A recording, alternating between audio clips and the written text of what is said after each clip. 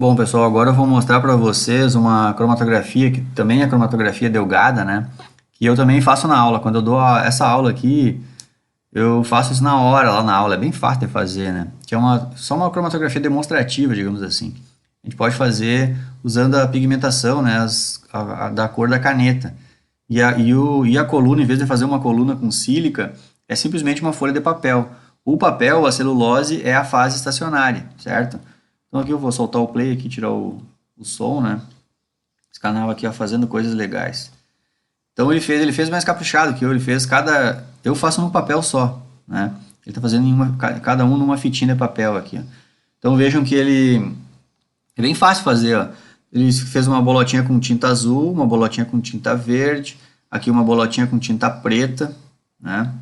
Vamos dar uma acelerada aí. Depois ele faz uma bolotinha com tinta vermelha, né? Estão vendo ali?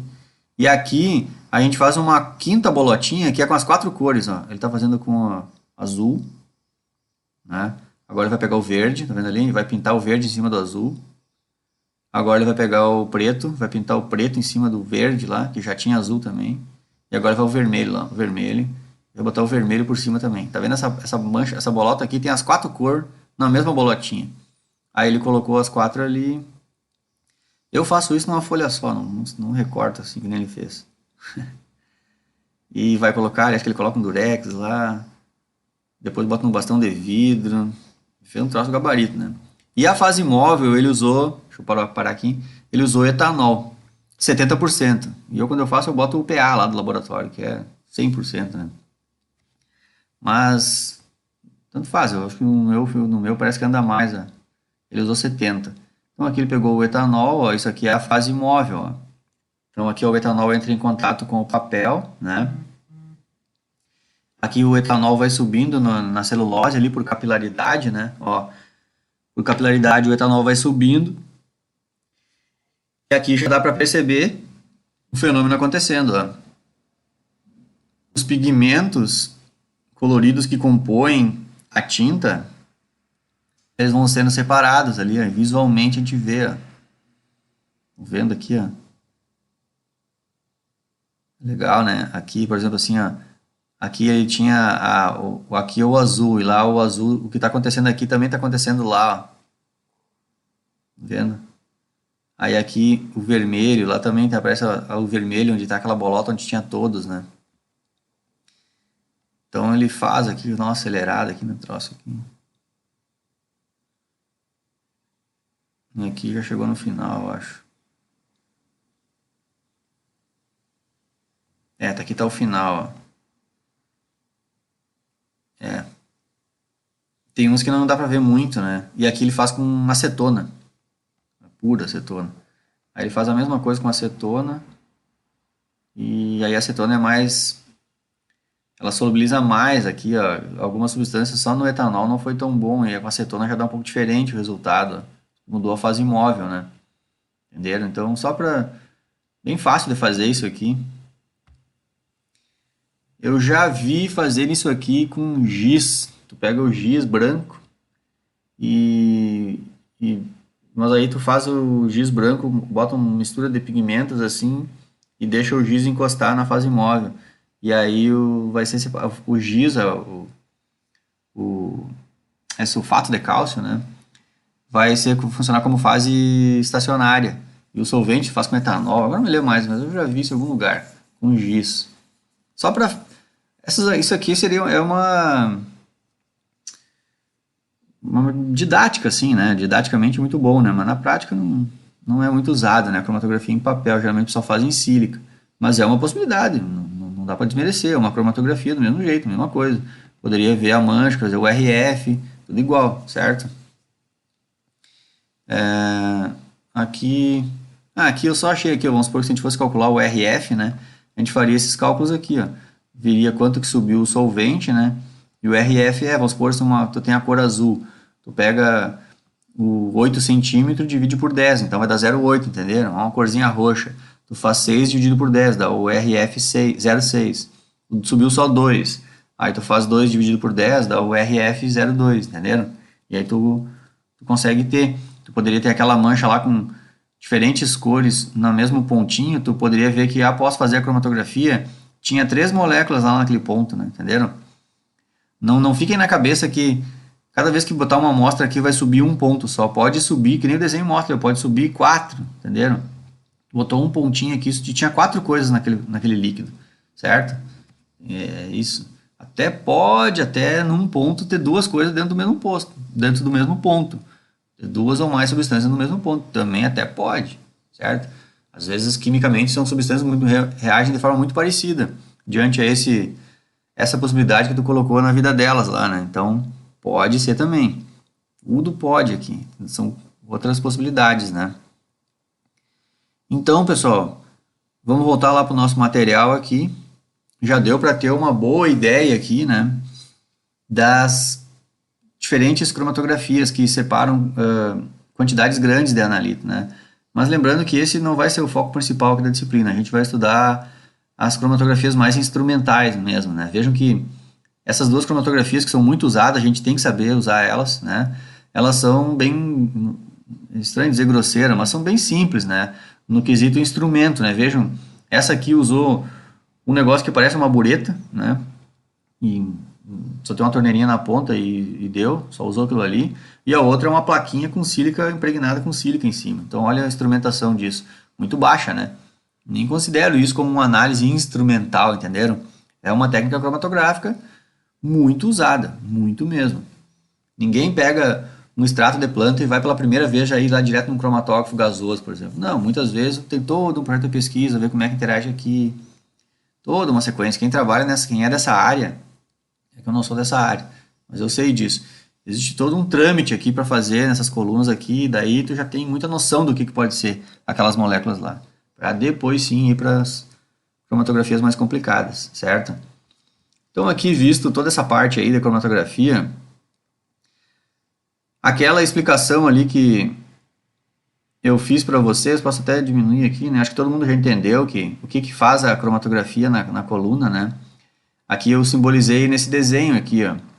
Se a gente tem uma amostra que tem a molécula A, o analito A e o analito B, se eles forem submetidos a atravessar uma coluna cromatográfica, pode acontecer de o analito A e o B terem interações diferentes com a fase estacionária. Isso vai fazer com que, por exemplo, o analito A dá para perceber que ele interage mais com a fase estacionária que o B.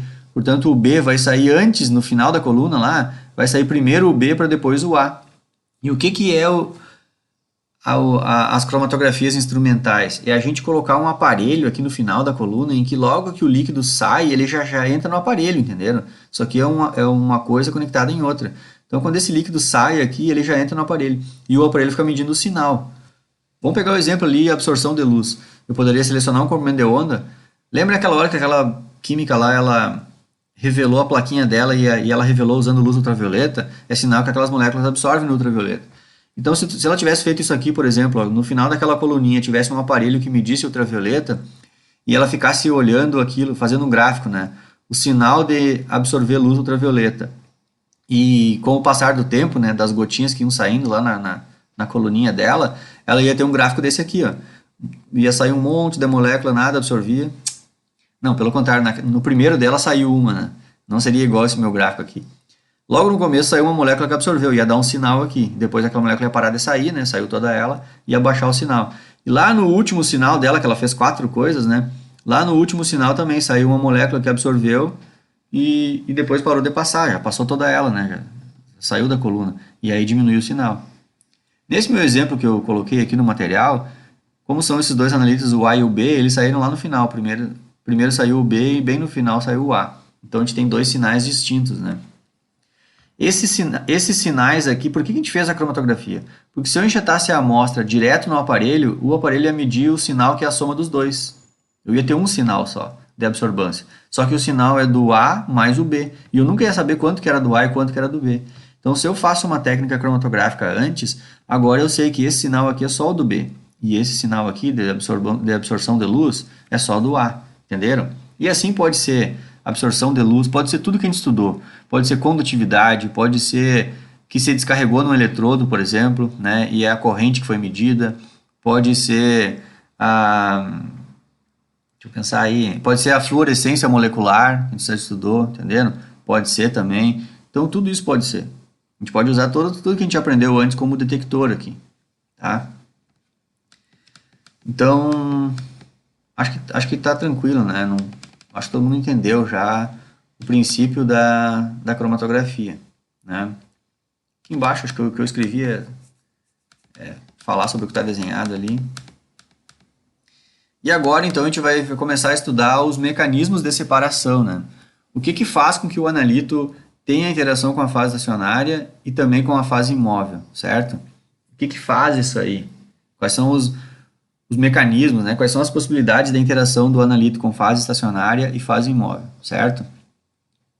Então, a primeira categoria, digamos assim, né, de fenômeno de separação é chamada cromatografia de adsorção. É um D aqui, adsorção, tá? O que é a adsorção? A adsorção, a gente vai usar uma fase estacionária sólida, então essa fase estacionária aqui é sólida, e a fase imóvel vai ser líquida, ou pode ser gasosa, tá? Para a gente fazer a adsorção.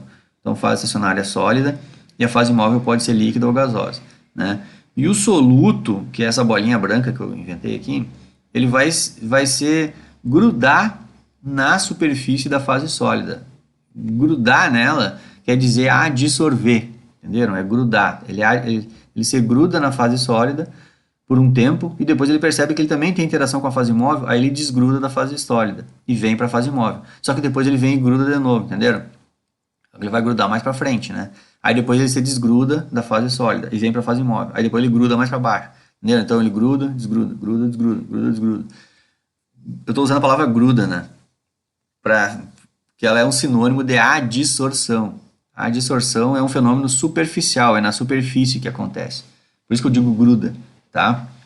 Para facilitar, mas a palavra é essa, adsorção, beleza? E aí tem uma outra cromatografia que é um outro fenômeno, né, de separação, um método de separação, que é o absorção. Então tem a palavra adsorção, que é um fenômeno que acontece interagindo só na superfície da fase estacionária, e tem o fenômeno de absorção. Absorção não é na superfície. Absorção, o analito vai entrar para dentro da fase estacionária. O analito vai entrar para dentro. Então, nas cromatografias que separam por absorção, elas até estão chamadas também de partição. Mas a maioria da galera fala absorção, tá? Essa cromatografia, a fase estacionária e a fase imóvel, as duas têm que ser líquida, né? Aí tu pensa assim, mas como é que a fase estacionária vai ser líquida e se a fase imóvel é líquida, como é que a fase imóvel não manda embora a fase estacionária, né? Uma dúvida que a pessoa tem, né? É que o seguinte, não é uma fase líquida sozinha no nada. Na real, ele é um líquido que está impregnado num sólido, certo? Então tu tem uma coisa sólida e essa coisa sólida tem uma película, digamos assim, desse líquido que é a fase líquida, certo? E obviamente que esse líquido, ele não tem solubilidade com essa fase imóvel aqui. Então a gente tem dois líquidos que não se misturam, certo? Então por isso que essa fase líquida aqui, ela fica lá na fase estacionária. Essa fase líquida é um líquido grudado num sólido. O sólido não sai de lá e aquele líquido que está grudado nele também não sai dele, certo? Só que o analito, ele fica com dois corações aqui. Tem hora que ele entra para dentro do líquido, que é essa fase líquida, e tem hora que ele pega e sai, porque ele também interage com a fase imóvel que está passando ali, certo? Só que então percebam que o analito, ele entra para dentro da fase estacionária. Ele entra para dentro. Entrar para dentro, ele foi absorvido. Absorver, é entrar. Inclusive, isso aqui é um equilíbrio, né, entre duas fases. A gente chama isso aqui de partição, né? Esse equilíbrio aqui a gente chama de partição. É uma solubilidade. Parte da substância fica numa fase e parte em outra, né? As equaçõezinhas lá de partição, que eu não quis colocar aqui, tá? Mas é o fenômeno de absorção. O analito, ele entra para dentro da fase estacionária e depois ele sai e vai para a fase imóvel. E assim ele vai. Depois ele entra de novo, só que ele já vai entrar mais para frente lá, né? Aí depois ele sai, aí depois ele entra de novo e sai. E assim vai indo, assim segue a sequência aí, certo? Então, dois mecanismos bem comuns na cromatografia são esses aqui, a adsorção e a absorção. Nunca confundo, que a galera confunde, né? Mas eu agora vou mostrar uma coisa para vocês que vocês nunca vão esquecer. Faz muitos anos que eu vi essa imagem aqui, ela é fantástica, ela é bem antiga. O que é absorção e adsorção? Show de bola essa imagem ainda. Já estourou o tempo aqui.